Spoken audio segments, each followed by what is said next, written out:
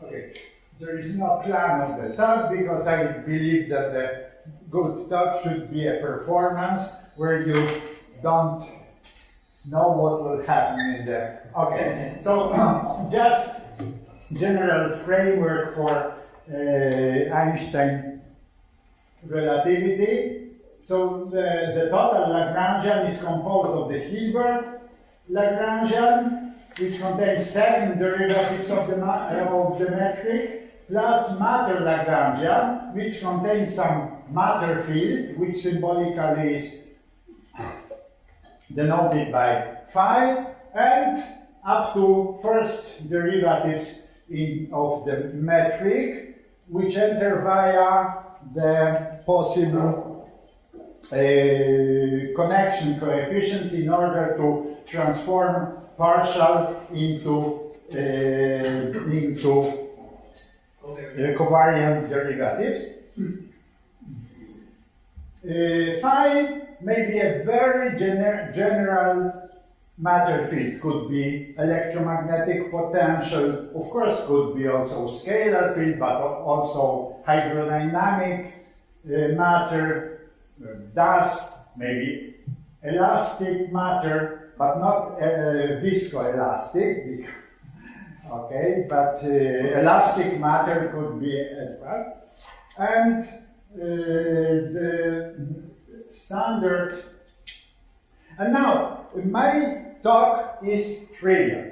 Once I, the result which I will tell you is in a sense trivial, provided we fix appropriate language. So one of these inventions is that instead of the metric tensor should be represented by, not by the covariant tensor, but rather by the contravariant density. Of course, including the gravitational constant in them is a minor choice, but it makes life even simpler. Already Fogg, for instance, noticed that encoding the information about G in this object makes life in many situations similar. So this is one of my minor inventions, but it is, so whenever you see pi, remember that it is nothing but the metric. Okay, and now standard things, maybe I will even skip them, just the standard structure of general relativity. Now there are people who consider generalized general relativity when the Lagrangian is no longer a function of a scalar potential, but possibly of the total curvature tensor, plus again some field, again gamma may appear. We assume from the very beginning that Lagrangian is an invariant scalar density. For empty space, only G and the curvature may remain. So, because R contains second order derivatives of G, then field equations are of the fourth differential order. Many people have considered such theories in order to gain something, in order to describe black matter, black energy, in order to avoid maybe singularities and so on. But, and this is the main message of my talk, this theory is again equivalent to the standard Einstein relativity, provided you choose different variables. Namely, there is a one-to-one change of variables, all metric, all matter fields into a new metric, all and new matter fields. So there is a proliferation of matter fields, and a new matter Lagrangian, which again depends upon matter field and the first derivative, and possibly metric and the new connection coefficient, such that the theory derived from the standard Hilbert Lagrangian, but attention, depending upon the new metric, plus this matter is equivalent to the previous. This is not very deep, because it is not the same theory, but rewritten in a new variables. So you may say, okay, so maybe it's not important to rewrite a theory in yet different ways. There are so many different ways to rewrite field equations. However, for me it is philosophically important that instead of looking for new generalized general relativity, you may simply look for new matter fields. Now I will give you a hint. What are those new matter fields?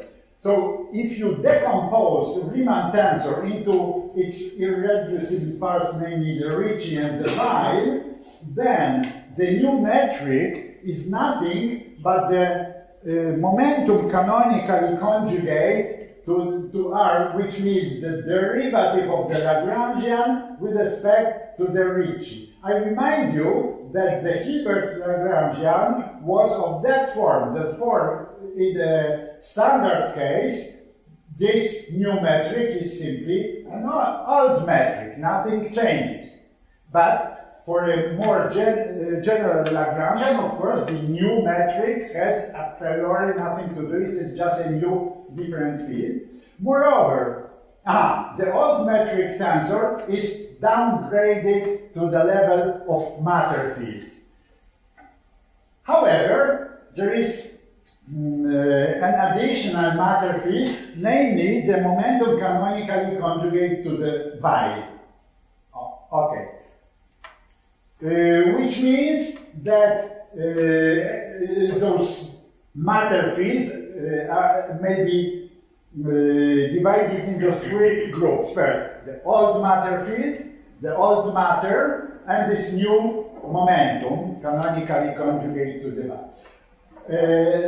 There are yet more general theories considered, for instance, by Robert Wald a couple of years ago, Wald-Ayers and Wald-Hollands, where here I have skipped matter field, but you may as well consider matter field from the very beginning, considered on higher derivatives of the metric. Of course, if the theory has to be coordinate invariant, then those higher derivatives of the metric have to be somehow grouped into invariant quantities. Therefore, the Lagrangian, they consider Lagrangian which depends on metric, Riemann tensor, their first covariant derivative, second up to some fixed order.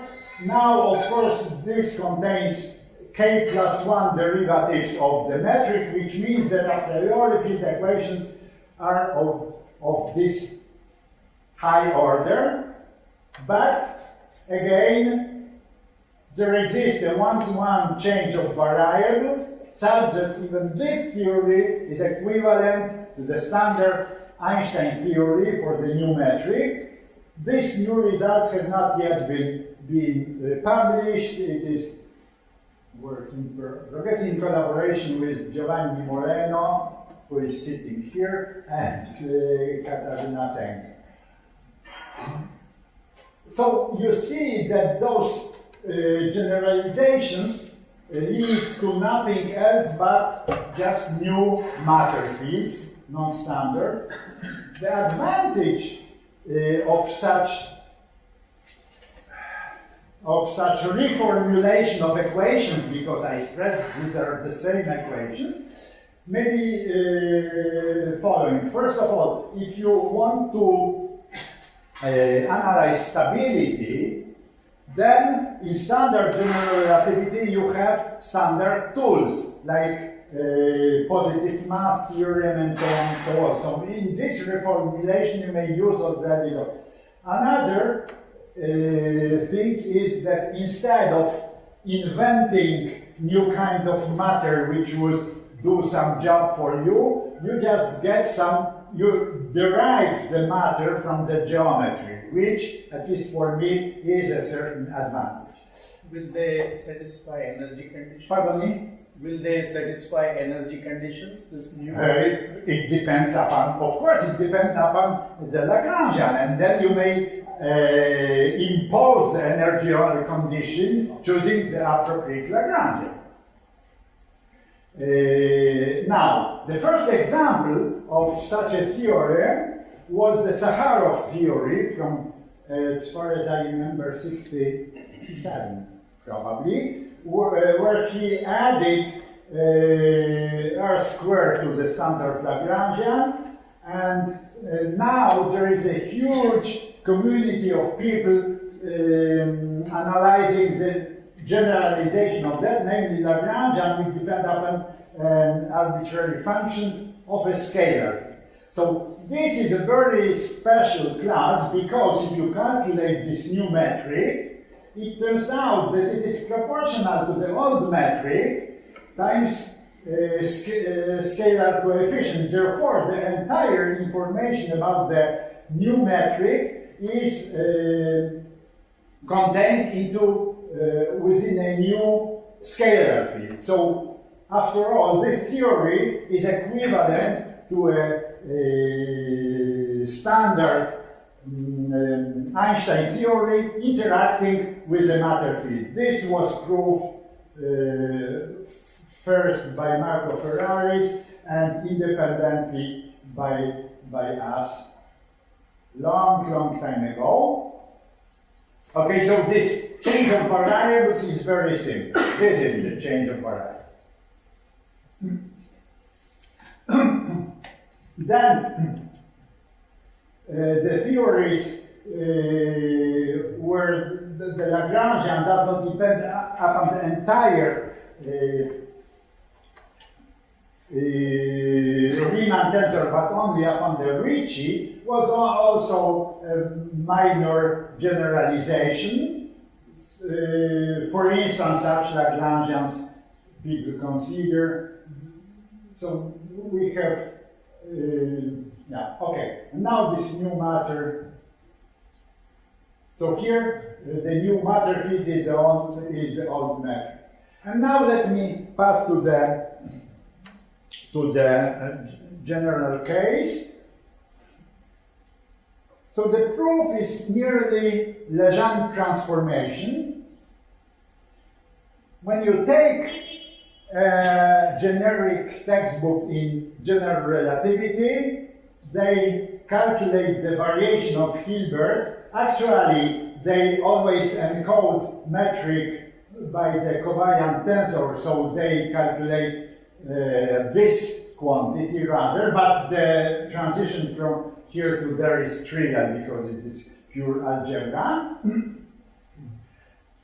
So let us come back to this formulation. And they never calculate the boundary term. For instance, I remember in Wheeler-Misner-Thorne, page 520, as far as I remember, it is written, yeah, the variation of the Lagrangian plus boundary terms which are unimportant. And they even do not calculate this term. Okay, so they say this is just the variation of the Hilbert Lagrangian with respect to the metric, and this is the appropriate formula for the boundary term. I have discovered this, I don't know whether it was 50 or 150 years ago, but long time ago, where gamma is nothing but the connection coefficients, whereas this object with this terrible object with 4 indices is nothing but something which contains merely the information about the metric. There are some deltas and this. So, the variation of the Hilbert Lagrangian can be written this way. Now, throughout this talk, I like to use jet-oriented notation, namely, don't forget that there is some fiber bundle over space-time, and at each point you have field strengths and their derivatives, which combine into a nice geometric object which is called jet space. And the coordinates in this jet space are written this way. Whenever I add to a given quantity an additional index, this means that I denote this way its partial derivative. No, not covariant, because covariant derivatives are much complicated objects. Why not a comma? Pardon me? Why not a comma before the capital? Sorry? I thought comma signal. Gamma is connection coefficient. I understand. Comma. Mu nu comma kappa, comma signalizing that the next index. Yeah, is yes, the exactly.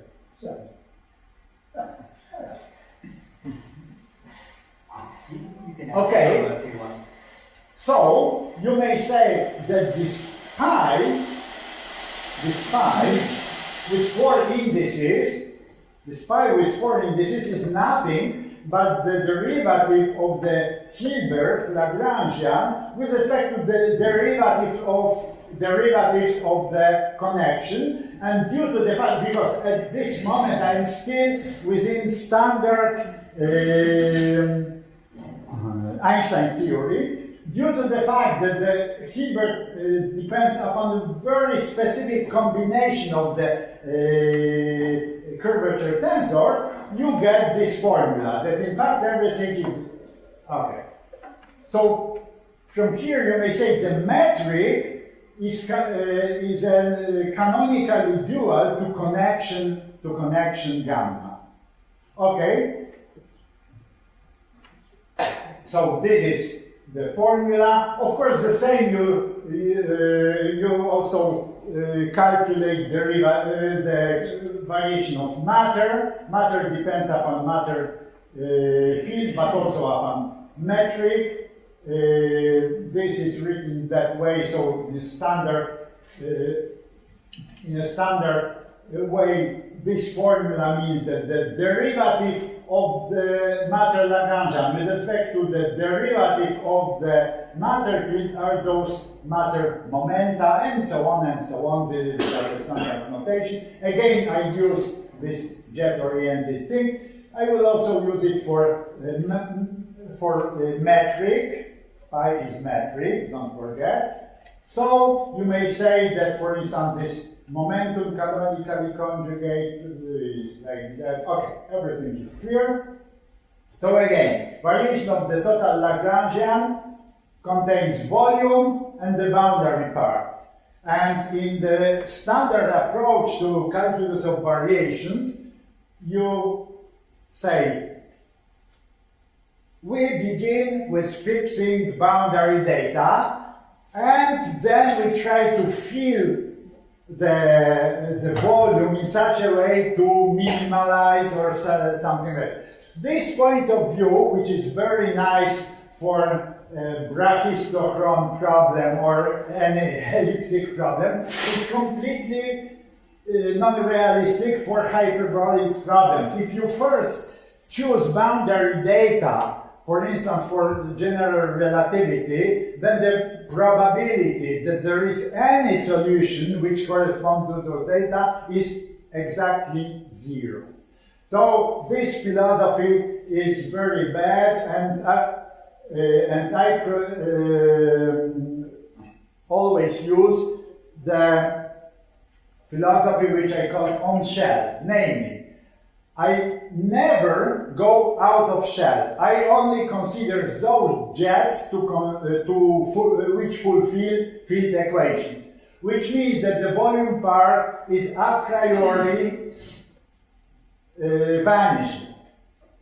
And this formula contains the entire information about field dynamics, and this is, why it is good. okay, it leads to very nice mathematical structures and so on. For instance, the space of jets of those objects and their first derivative carries a natural, if you prefer, you may call it canonical, if other people may call it God-given, symplectic structure.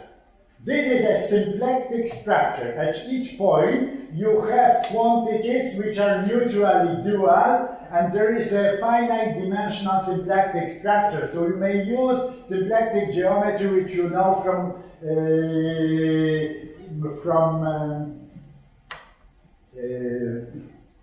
Hamilton mechanics and so on. And now the entire game is that this formula means that you have chosen phi, metric, and gamma as control parameters, and their derivatives. The remaining are response parameters, and the entire theory, field equations, may be written as control-response relations. This very typical model theory of that type is a classical thermodynamics, where you have this four-dimensional space labeled by volume, pressure, temperature, and entropy. And for instance, you may choose volume and entropy as control parameters. Then everything is the entire information about physical laws governing this system is contained within U. However, you may exchange these parameters. If instead of S you take T, then it is another possibility to describe the same physics. It leads to the Helmholtz energy and so on and so on. And in fact, in my talk, I will never go beyond this. All my talk is some Legendre transformation within this formula. However, it is still relatively complete. Okay, so I remind you, okay. Now, I have already learned you that G is better to replace by pi. But I want to tell you still two technical improvements which make life much simpler. One of them is the following. In this formula, pi with 4 indices is in fact given by pi with 2 indices. If you insert this formula here, you will get pi, and here a, which is just a combination of connection coefficients. It is this combination, by the way, many people which have read my papers try to give an interpretation to A. Don't try. Just accept that A is nothing but gamma. It is another.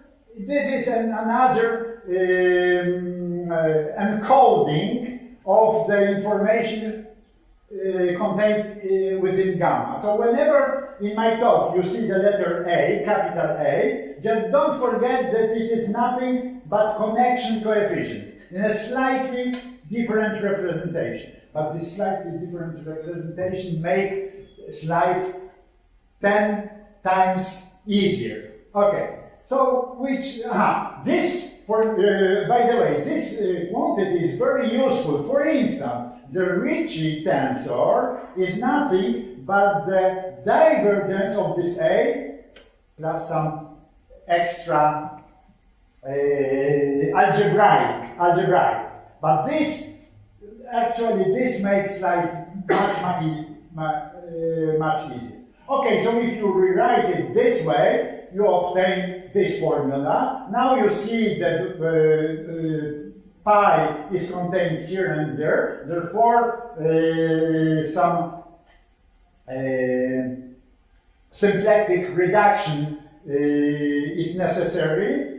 which means that not A and S separately, but only their combinations enter into a game, which means that this Lagrangian formula, which was previously written this way, I have to perform Legendre transformation between metric and the connection, which means I write it this way, and the total derivative I put on the left-hand side, and this way I get a new Lagrangian, which depends upon metric, matter field, and their only first derivatives. What is this Lagrangian? Do you know it? Of course you know. It is nothing but the Einstein first-order Lagrangian. So what I did is nothing especially, this lambda is matter, plus this first-order Lagrangian, which was obtained from the Hilbert Lagrangian by subtracting the total divergence. Nothing especially exciting, everybody knows it for the last almost 100 years, but observe that this is nothing but the Legendre transformation. It is very natural from this point of view. Okay, so this lambda, so if you rewrite the right, first of all, if you denote this by curl A, then this formula, this is the formula, means nothing, that the field equations are written like that. This is the derivative minus derivative of L with respect to derivatives of the metric. Now its divergence, don't forget the divergence of this A is nothing but the Ricci tensor, so this is nothing but Einstein equations, is equal to the derivative of this Lagrangian with respect to the metric, and so on, and so on. Okay. So we have replaced the second order variational principle by the first order variational principle. The first one was with constraints and so on, nothing especially exciting. So this was only the warm-up. This was warm-up. And now let us pass to the general case, where Lagrangian depends upon the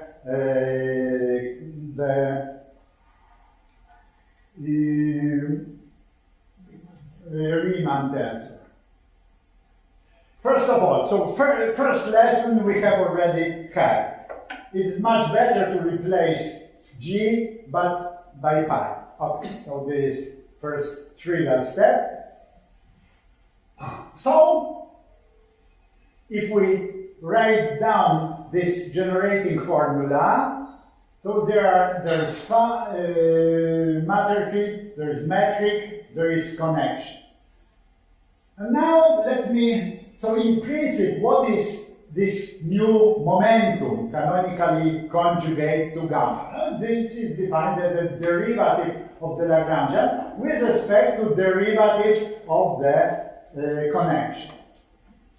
Yeah, I remind you this jet-oriented notation. But now this formula is no longer true because it is not true that only very specific combinations of derivatives of gamma enters into the game. No longer true. And now I would now there is a third lesson which I would like to sermon.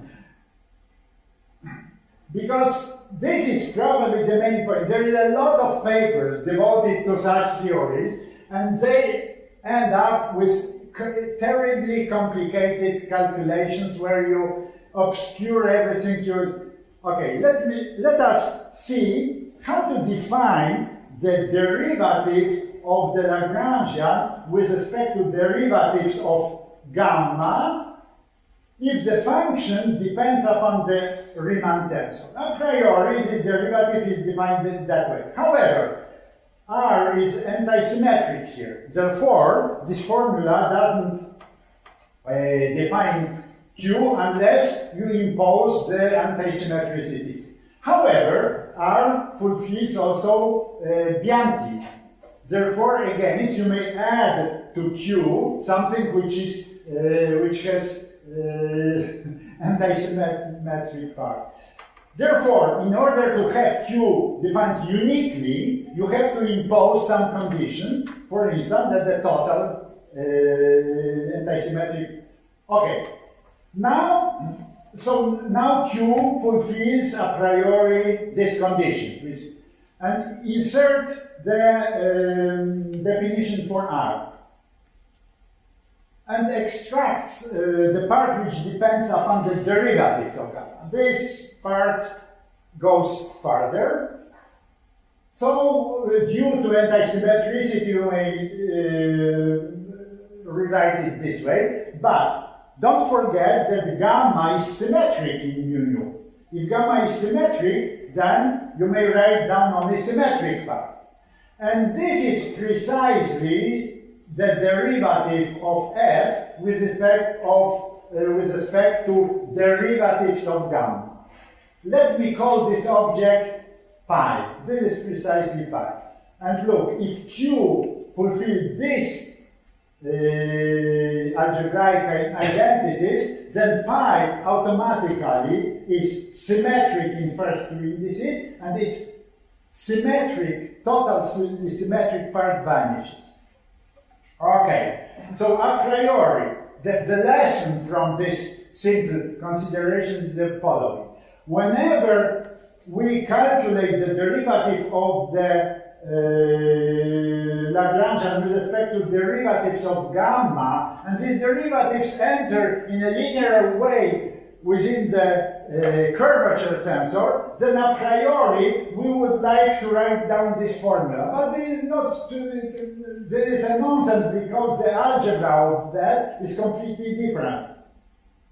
But there is another object, which is a very nice geometric object, which encodes the same information about curvature. Namely, this is just symmetrization of R with respect to this.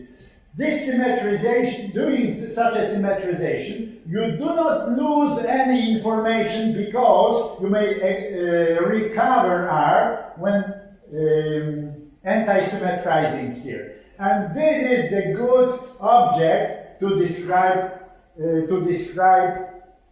curvature. Now, at this moment, you may say, okay, this is a technical device. However, I would like to make a publicity. This is a very nice geometric object. And I stop here. Take it, if you wish, as a merely technical device. Okay, so instead of putting Riemann tensor here, I put this K. Because this way, the entire algebra becomes very simple. So, the decomposition of this momentum into irreducible parts is due to the decomposition of the curvature tensor into trace and traceless parts. So this is this decomposition. Of course, everybody of you knows this, the decomposition of the Riemann tensor. So you immediately pass to that, where Ricci is just a trace of R, and a priori it may contain symmetric and antisymmetric part. If we begin with a connection which is a priori metric connection, then the antisymmetric part of Ricci vanishes automatically. Therefore, it doesn't exist, but I have written those formulae in its full generality. Okay, so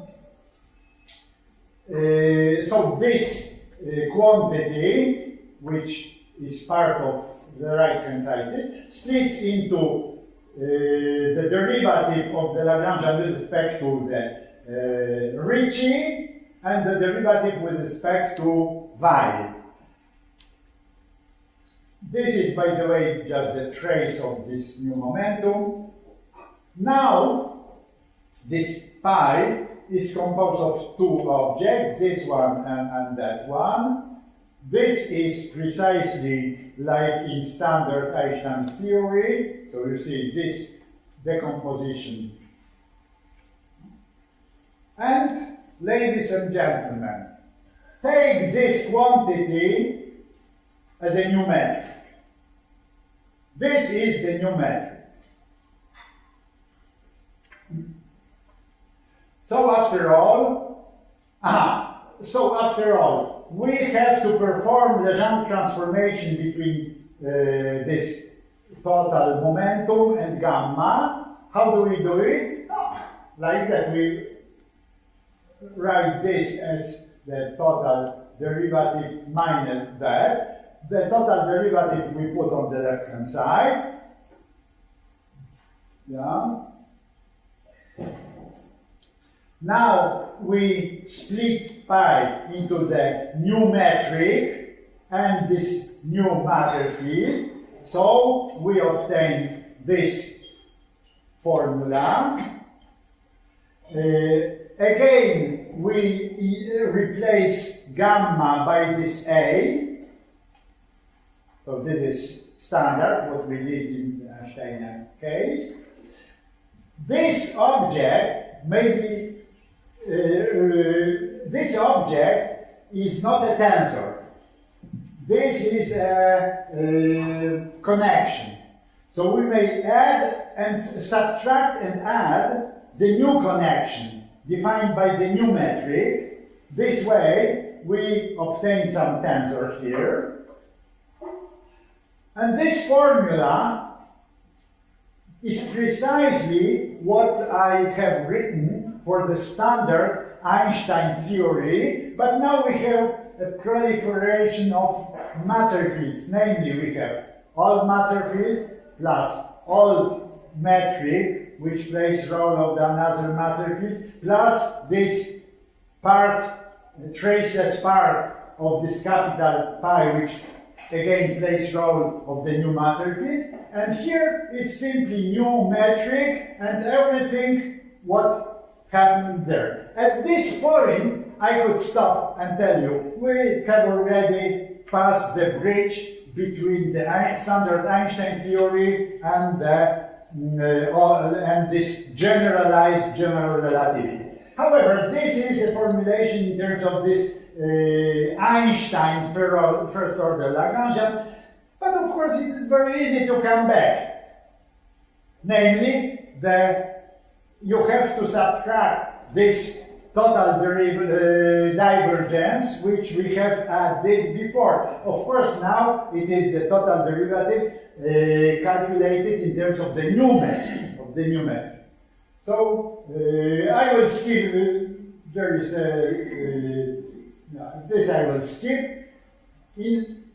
Okay, so we remember that this lambda tilde was taken from this general Lagrangian and this Legendre transformation. Now, if we want to come back to the Hilbert Lagrangian, then again we have to perform this Legendre transformation, which simply means that this new Hilbert formulation of this in the new variables will look like that. The difference between this connection coefficients and the new connection coefficients is simply what I previously called S, and this is the end of the story. Now, how much time do I have? Because you're starting to get into your question time. Yeah, okay, so I stop here. There was some example, but in principle, I have told you what I want. Okay, let's. Okay, questions? Yeah. So you mentioned, you just called the new matter theories non-standard. Does that mean they could be higher derivatives? So you would have Einstein-Hilbert plus higher derivative matter theories in general? There could be also higher order, but in principle, all this. By the way, I did not, within my proof, I have skipped the case of higher order, of the Lagrangian dependent upon higher order. But in principle, if you have higher order derivatives of the Riemann tensor within then you have additional momenta, and you perform Legendre transformation in all of them. Therefore, in principle, this cooking gives you the theory where the new matter fields enter into Lagrangian with first order derivatives on. So if I may add a second question, can you tell how many new degrees of freedom? How many? How many new degrees of freedom you get after going to the next order in this? Yes, in principle it is relatively easy to calculate, but I will not. It depends upon, but you may calculate. The new matter are the old metric, so this 10, plus this small lowercase pi. This has to fulfill all those identities, plus it is traceless. Therefore, it is relatively easy to calculate how many degrees of freedom there are. Right. But even in the higher derivative case, if we have derivatives of the Riemann tensor, is it the case you did not cover in your discussion here? It is more complicated because there are more identities of this pi, but it is just an algebra. Yeah, and you may calculate how many degrees of freedom you have. Other questions? John? In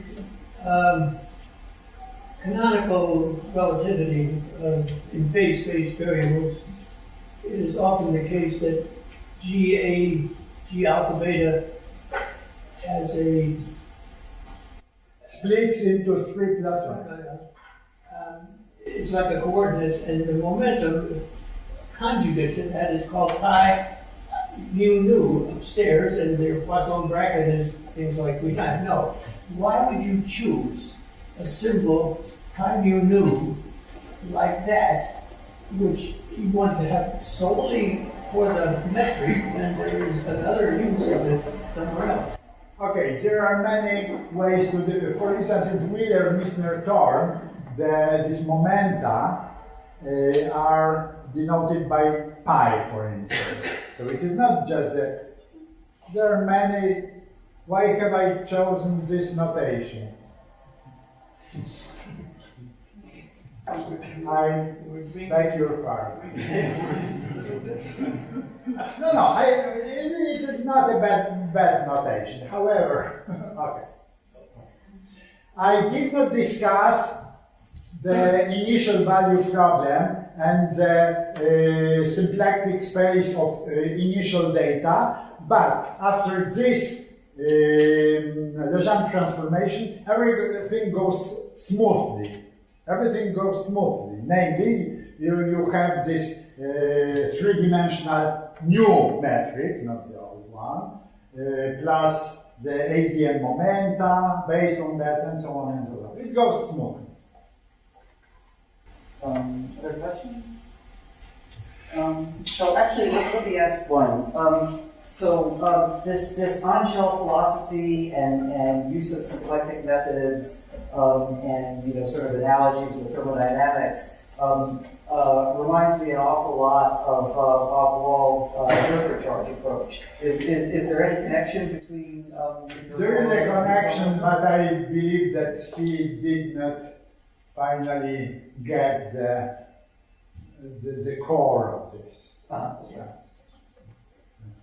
There is a lot of analogies, but he didn't get the core. Because the core is this symplectic structure. But so his symplectic structure is different from your Yeah, symplectic structure. it's different because it is still off shell, one can say. No? But okay, there are strong similarities. Okay. Thanks. Other questions? Right, if not, let's